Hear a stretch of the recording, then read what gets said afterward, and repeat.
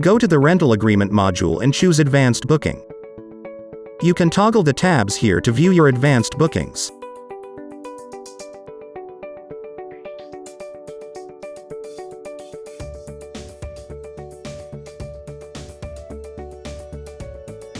Click on the Add Booking button to create a new booking in advance.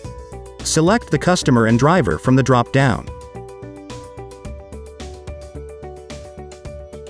You will be prompted regarding the driver's experience or age. Click Yes to continue with your preferred driver.